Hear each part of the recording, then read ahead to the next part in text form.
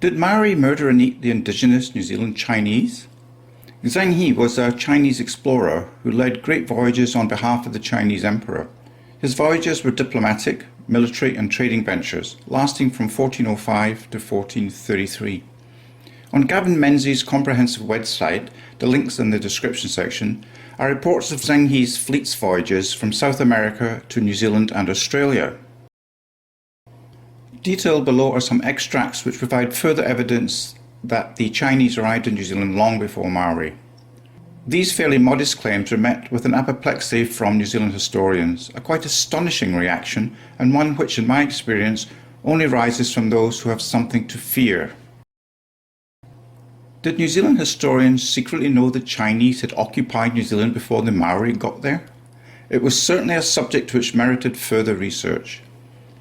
My team quickly found that the first Europeans to reach New Zealand had found a wealth of foreign plants which had been brought over from South America, the sweet potato being an example, described so vividly by Captain Cook. There were also distinctive animals such as otters from Southeast Asia and the kuni pig from China. Obviously, Europeans did not bring these plants and animals, as the first Europeans found them already there. DNA provides the answer. Only the Chinese could have brought them because they and the Japanese are the only peoples whose DNA can be found in South America, all the way across the Pacific and in the Maori of New Zealand. Cedric Bell had spent a month in New Zealand looking for evidence of Chinese wrecks. He considered the most likely place would be the South Island between the Banks Peninsula and Catlins. His report claimed to have found nearly 40 wrecked junks together with medieval stone barracks capable of housing over 20,000 men, rice fields, potato paddies watered by stone-built canals, stone aqueducts and a dozen highly sophisticated smelters capable of refining ore at very high temperatures, achieved by using hydraulic-powered ore crushers and separators and powerful air bellows, hydraulically powered. By now I had become extremely sceptical about the integrity of New Zealand historians and authorities. I felt sure they would attempt to suppress anything which challenged the fairy story that Maori had discovered New Zealand, and any other evidence would be suppressed. We started with high-definition satellite interferometry, which I was reasonably familiar with as this was a detection system used in anti-submarine warfare. We found images of Akaroa cricket pitch taken in high summer with parched grass. There, underneath the pitch, was the imprint of stone walls, almost exactly where Cedric Bell had found the barracks using magnetic anomaly surveys. The next step would be to collect mortar, wood, slag, shell and iron samples from Le Bon smelter to have them carbon dated. We decided to take a mortar sample from the smelter and asked Rafter Radiocarbon Laboratory to do the dating. Rafter's carbon date was late 17th century, an astonishing result, for Maori did not make mortar nor build in stone, and yet the date was a century before the Europeans arrived. We next dated wood, the same result within 30 years. So we had people who could saw wood, build sophisticated stone smelters, make mortar and bring in an array of plants from South America and Southeast Asia that were found in New Zealand before the Europeans. Who were they? Maori accounts speak of them conquering the South Island around 1679 and slaughtering a peaceable stone-working people who lived there, people called Waitaha. By now Cedric had been investigating the smelter in detail and had found slag. Rafter dated this to the 12th century, another extraordinary result. The smelter must have been in use between then and the 17th century, the date of the mortar. Had it been in use earlier? Lower down we found a different coloured mortar. Rafter dated that 10th century. It now looked as if the Waitaha had been working the smelter in South Island for 800 years before Europeans arrived. Were Chinese smelters of the same era in China, that is Song Dynasty ones, designed like those Cedric found in New Zealand? If so, are there any Chinese records of Song ships sailing to Australasia to mine minerals?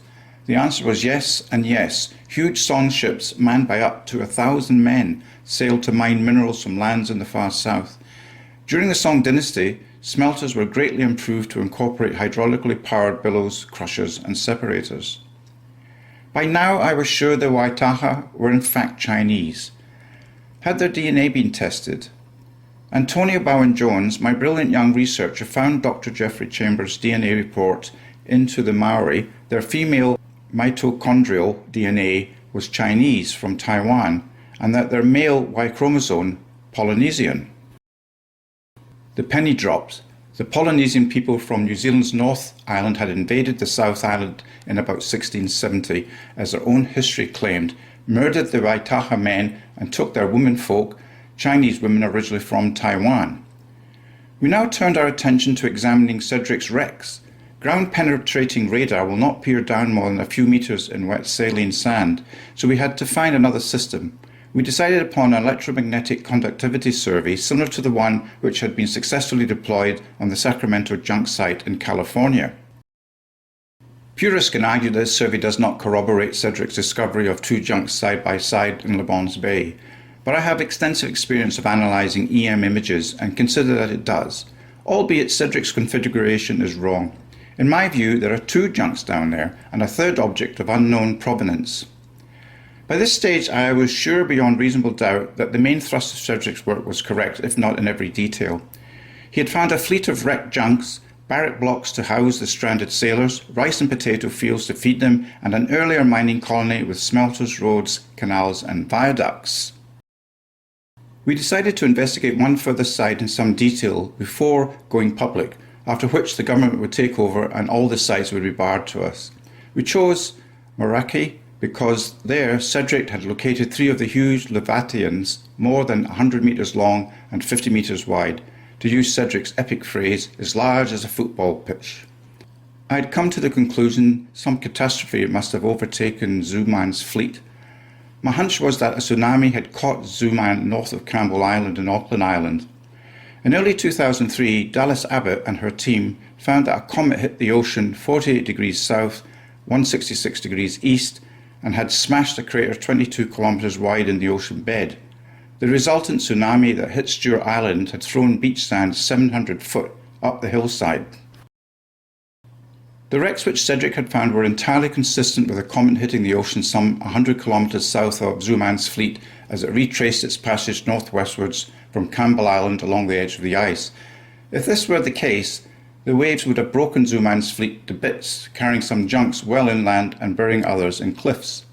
We returned to Māori and started an examination of the cliff face above the beach where Cedric had found the wrecks of the Leviathans, which he had detected by magnetic anomaly survey.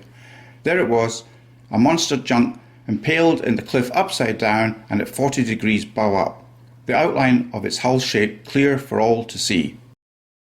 Stone cannonballs and round counterweights to hoist the sails had slid down to the stern and then popped out of the cliff. We had the hull cement analysed, man-made from a combination of burnt lime and volcanic ash.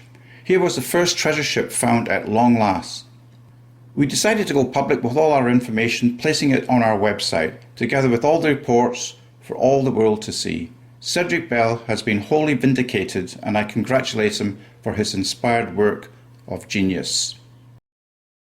And Gavin Menzies' website is listed in the description, and the talk where I extracted all these details from, Zheng He's Fleet's Voyages from South America to New Zealand and Australia, that link's in the description too.